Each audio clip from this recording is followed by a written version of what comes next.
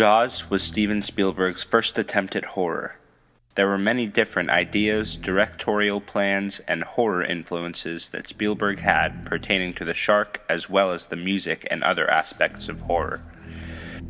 Spielberg's original plan to show the shark is much more akin to the films of Roger Corman. By showing the audience the monster throughout the film without censor, the audience can see the true horror of the beast.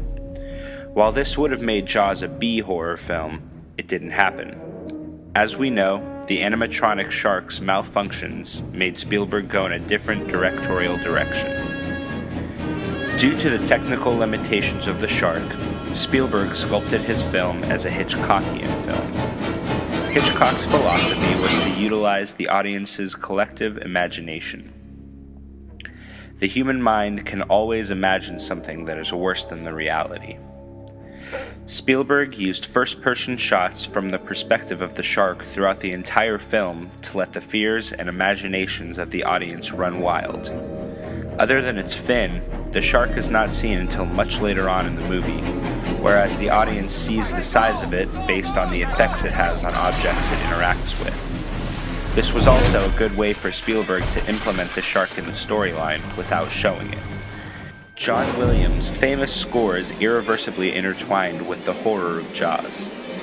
Throughout the film, the audience is conditioned to associate the Jaws theme with scary scenes. Once this connection is formed, Spielberg exploits it. In the scene where the two children pull a prank with a fake shark fin, Spielberg utilizes first-person shots from underneath the swimmers and the sounds of beachgoers with no music. But there is no shark. It's just some kids pulling a prank. He uses this sigh of relief to catch the audience off guard, however, because within 15 seconds of the false alarm, the real shark appears in the pond, and the classic Jaws theme races up suddenly. In the scene where Hooper finds the sinking boat, Spielberg uses a similar yet different technique. While there is no shark attack, it is still one of the scariest scenes in the film because Hooper finds the great white shark tooth and the head of a decapitated fisherman. Spielberg does not use the classic theme here, but uses soft, haunting music. This catches the audience by surprise and terrifies them because the head is unexpected.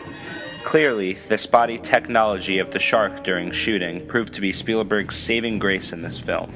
The split-second decision made to create the first-person view from the shark, paired with perfect musical accompaniment, made Jaws a timeless film and Steven Spielberg a timeless director.